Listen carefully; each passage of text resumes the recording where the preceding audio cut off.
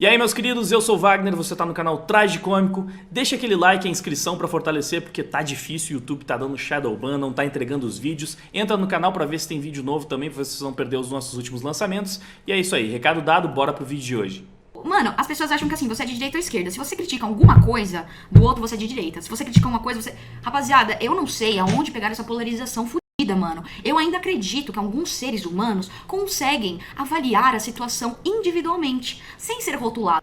Eu sei de onde... Eu tenho um vídeo falando sobre o começo dessa polarização. Dá só uma olhada nesse gráfico. O que nós temos aqui? Essa é basicamente a divisão ideológica do americano segundo o Instituto Pew Research nos anos de 94, 2004 e 2014. E o que fica bem claro aqui é que nos anos 90 e no começo dos anos 2000, a polarização americana ainda não era tão acentuada. Você percebe que existe muita convergência entre democratas e republicanos. E caso você não saiba, lá nos Estados Unidos existem basicamente só dois grandes partidos. Até existem outros menores, mas não vem ao caso. Em tese, toda a política deles sempre ficou muito polarizada entre esses dois grandes grupos. Os democratas estão lá para representar os ideais mais à esquerda, os republicanos representando os ideais mais à direita. Só que se a gente voltar aí umas 3 décadas no tempo, 2 décadas até, a gente vai ver que eles convergiam mais do que divergiam. Porém, de 2004 para 2014, alguma coisa aconteceu. A diferença no gráfico não é sutil. Se antes você tinha muitas pessoas que não seguiam necessariamente um dos partidos, ou você tinha muitos republicanos votando em democratas e muitos democratas que podiam votar em republicanos se sentissem mais representados por eles, em 2014 já não era mais assim.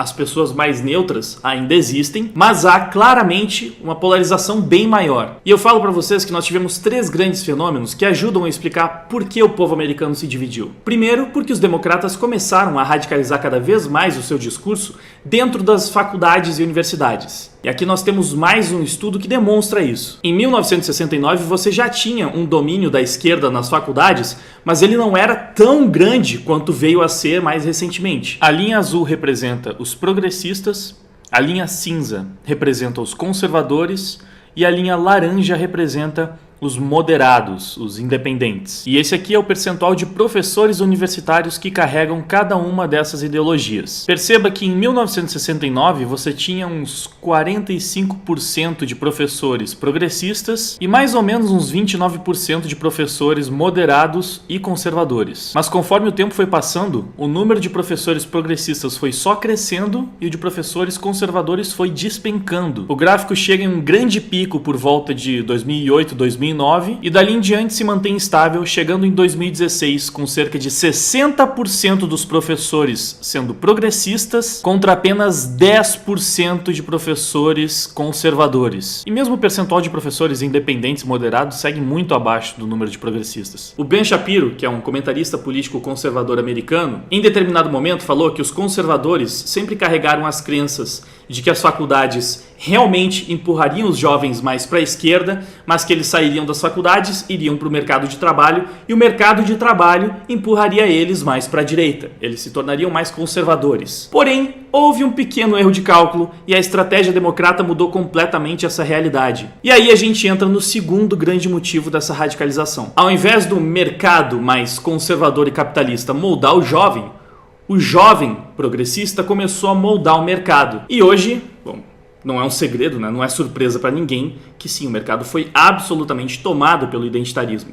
Então você tem as maiores empresas, as principais empresas do mundo se engajando nas pautas democratas, na pauta do BLM, na pauta feminista, na pauta LGBT. E a consequência óbvia disso é que cada vez mais figuras alinhadas à esquerda passaram a receber incentivos financeiros para se manifestar em apoio aos políticos democratas. Então a radicalização nas universidades aumentou, no mercado aumentou e onde mais? Talvez no ponto mais importante dos 3, no meio cultural. Eu falei pra vocês lá no começo que esse processo de polarização começou ali por 2010, né? Se intensificou em 2014 e ele se instaurou de vez de 2016 pra frente no caótico embate presidencial entre Trump e Hillary. Olha só como ficou aquele gráfico de divisão ideológica em 2017, um ano depois dessas eleições. Mais dividido ainda e, como dá pra ver, com os democratas ainda mais radicais. E um dos lugares em que eles começaram a pegar mais pesado entre 2014 e 2016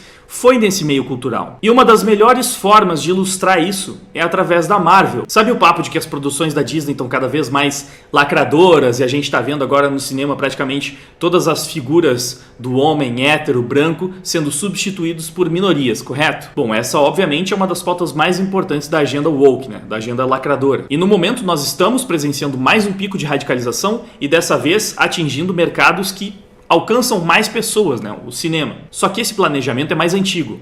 All New, All Different é uma fase da Marvel de 2015 e foi justamente nessa fase que eles colocaram um negro para vestir o manto do Capitão América, que eles colocaram Miles Morales, que é um Homem-Aranha negro, na linha principal, antes ele era de um universo alternativo, que eles colocaram a Jane Foster, uma mulher, para vestir o manto do Thor. Também colocaram no universo principal uma versão feminina do Homem-Aranha, né? Ou seja, o personagem mais popular, que é o Homem-Aranha, no universo principal, ganhou a versão negra e a versão mulher. E aqui bem na frente, destacado, a gente tem o Homem de Ferro, porque era muito popular na época, graças ao sucesso que ele vinha fazendo no cinema. Mas, lembrando, a fase começou em 2015 e já em maio de 2016, a Marvel começou a trabalhar na versão identitária do Tony Stark, então colocou a Riri Williams, que é uma menina negra, para ocupar o posto do Homem de Ferro, se tornando a Coração de Ferro. E acredite, isso não tem a ver só com diversidade, porque eles estão preocupados com as minorias. Não, isso realmente tem tudo a ver com uma agenda política, com o avanço e com a radicalização de uma agenda política. E esses foram os principais motivos pelos quais o gráfico ficou dessa forma.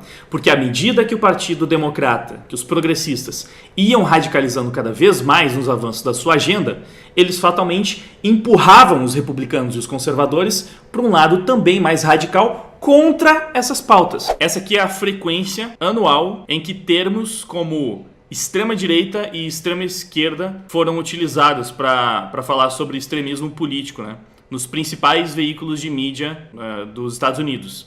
Então você tem realmente nomes que todo mundo conhece: o New York Times, The Guardian, o Washington Post, a BBC, o The Times, The Telegraph, The Daily Mail, New York Post, Wall Street Journal e Bloomberg. Alguns de esquerda, alguns de direita, a maioria de esquerda, né? Mas, enfim, isso aqui é muito interessante, porque o que você percebe? Em vermelho nós temos a frequência em que extrema-direita é utilizada para definir posições extremistas de um lado. E em azul a gente tem a linha que mostra as expressões de extrema-esquerda, né?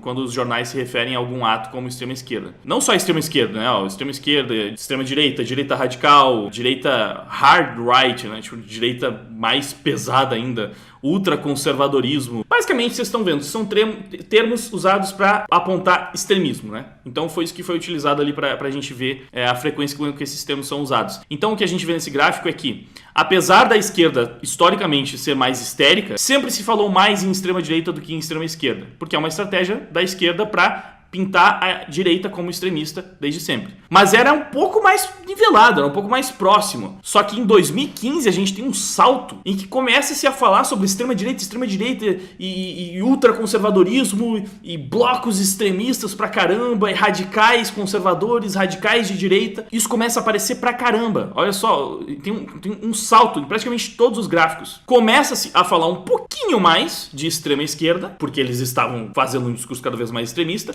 mas a gente vê que quem começou a radicalizar na narrativa, no discurso, e utilizar cada vez mais expressões que pintavam o outro lado, como extremista e radical, foi a esquerda. E essa mudança ela é mais perceptível nos veículos que estão claramente mais alinhados à esquerda nos últimos tempos, como The New York Times, como a BBC. E o The New York Post, que é um veículo mais de direita, esse é um que ficou mais confuso, né? Sempre foi utilizado numa quantidade mais próxima. Mas você percebe, tem que ver ali o índice do gráfico. A utilização no New York Post, que é um veículo mais à direita, sempre foi mais branda, porque a oscilação é de 0 para 1.5, enquanto no The New York Times você vê esse pico que vai até 4.5, vai de 0 a 4.5. São muitos pontos acima, né? Então a utilização aqui é muito maior do que no New York Post. Ou seja, é mais um indicativo de que quem começou a pintar, né, o outro lado como extremista, radical, cada vez mais, né, radicalizar essa narrativa, esse discurso, foi a esquerda em geral. e que isso se acentuou ali por 2015, né? Então, mais um gráfico interessante que corrobora com o que eu tinha dito naquela minha análise. Ela começou a ficar bastante intensa e acirrada lá nos Estados Unidos, e depois, porque eles têm um grande impacto cultural no resto do mundo, acabou se espalhando primeiro na Europa, ficou muito, muito forte também. Na Europa, acho que as tensões já eram bem fortes também, né? A Europa tem muitas tensões políticas já há muito tempo, mas desse jeito que tá agora, que é basicamente, né, a esquerda contra a direita, meio que virou um woke contra quem odeia militante insuportável, fortaleceu bastante lá nos Estados Unidos entre republicanos e democratas. E esse foi o vídeo de hoje, eu espero que vocês tenham gostado. Por favor, antes de ir embora, não se esqueça de se inscrever no canal, ativar o sininho para continuar recebendo as nossas notificações. Também deixa aquele like, um comentário para ajudar no engajamento, dá uma olhada nos links ali embaixo na descrição. Volte sempre e, é claro, se possível, também dá aquela força se tornando um membro ou através do Apoia-se. Toda ajuda é sempre muito bem-vinda e eu realmente vou ficar muito agradecido se você tiver como contribuir, beleza? Se não tiver como ajudar dessa forma, ajuda passando o vídeo para frente. Agora eu vou indo, muito obrigado pela sua audiência, valeu, até mais, fui!